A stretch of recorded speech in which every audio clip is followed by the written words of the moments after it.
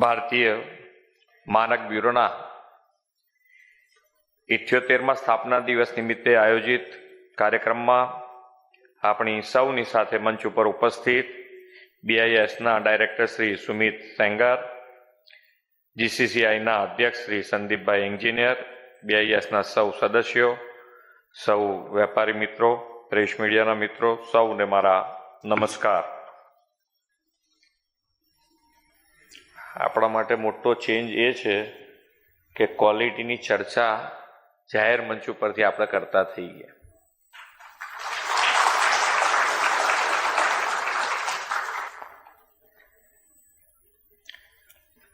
Bureau of Indian standard આજે 78મા સ્થાપના દિવસ ઉજવે છે. તેવા ગૌરવશાળી અવસરે મને સહભાગી થવાની તક મળી એ મારા માટે ગૌરવની વાત છે કે વિશ્વ નેતા અને યશસ્વી વડાપ્રધાન શ્રી નરેન્દ્રભાઈએ સમગ્ર વિશ્વમાં ભારતનું સ્થાન અગ્રીમ હરોળમાં લાવી દીધું. ઇન્ડિયન સ્ટાન્ડર્ડ હવે વિકસિત દેશોની હરોળમાં સન્માનપૂર્વક લેવાતું નામ બન્યું છે. એક વ્યક્તિથી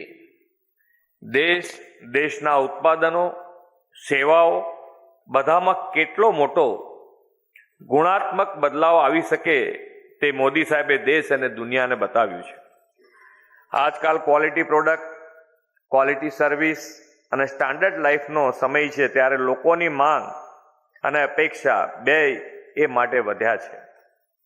આપણા વડાપ્રધાનશ્રી એટલા માટે જ આપણને મંત્ર આપ્યો છે કે make in India, made for the world. Modi સાહેબની લીડરશીપમાં ભારત વિશ્વની ત્રીજી મોટી આર્થિક સત્તા બનવા તરફ આગળ વધ્યું છે. આ શક્ય ત્યારે જ બને જ્યારે આપણા ઉત્પાદનો, સેવાઓ, પ્રોડક્ટ બધું જ વર્લ્ડ માર્કેટમાં કોમ્પીટ કરે તેવું હોય. આવી ક્વોલિટી પ્રોડક્ટ સુનિશ્ચિત કરવાનું મહત્વનું દાયિત્વ ભારતીય માનક બ્યુરો નિભાવે છે.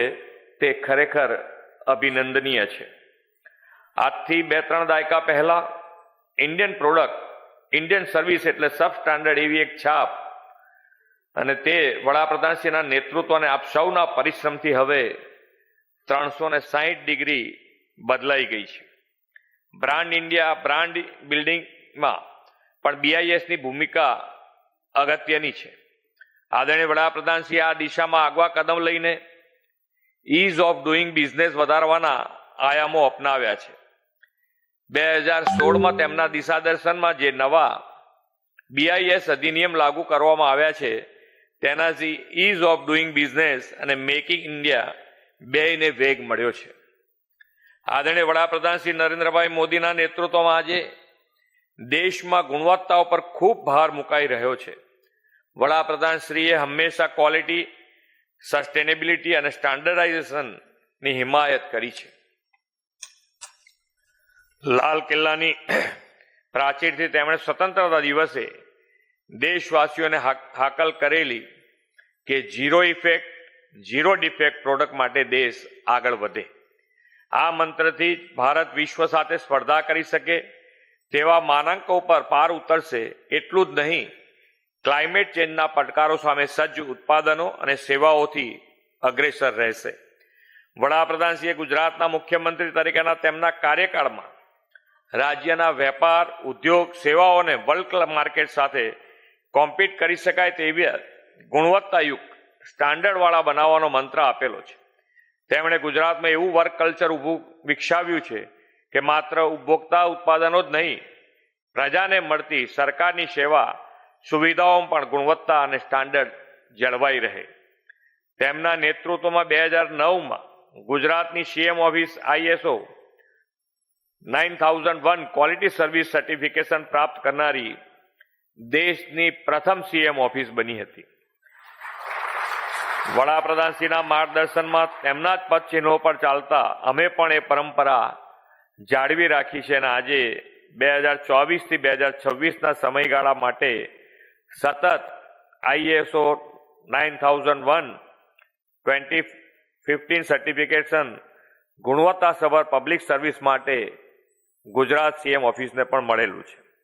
રાજ્ય સરકારે પ્રોક્યોરમેન્ટ પોલિસી, ખરીદ નીતિ 2024 અને બીઆઈએસ પ્રોડક્ટને ખરીદ માટે માન્યતા આપવાનું નિર્ધારિત કર્યું છે.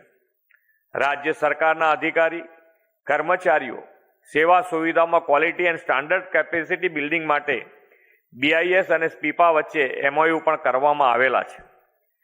મારે BIS ગુજરાત બ્રાન્ચને અભિનંદન આપવા છે કે યુવાનોમાં જીવન સ્તર સુધારવા અને ક્વોલિટી લાઈફ માટેની અવેરનેસ ઊભી કરવા 1200 સ્ટાન્ડર્ડ ક્લબ કાર્યરત કરી છે.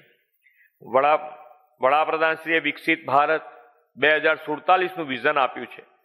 આ વિઝનમાં તેમણે ભારતને મેન્યુફેક્ચરિંગ, ટ્રેડ, ઇનોવેશનમાં ગ્લોબલ લીડર બનવાનું લક્ષ્ય રાખ્યું છે. 2047માં દેશ આઝાદીની શતાબ્દી બનાવે ત્યાં સુધીના અમૃતકાળમાં BIS દેશમાં સ્ટાન્ડર્ડાઇઝેશન દ્વારા ક્વોલિટી એન્ડ બેસ્ટ પ્રોડક્ટના બેન્ચમાર્ક સર કરવામાં અગ્રીમ યોગદાન આપશે તેવો મને વિશ્વાસ છે. આપણે સાથે મળીને વિશ્વ કક્ષાની ગુણવત્તાયુક્ત સેવા સુવિધા ઉત્પાદનો પ્રોડક્ટથી વિકસિત ભારત 2047 માટે કાર્યરત રહીએ એ જ અપેક્ષા સાથે વિરમું છું.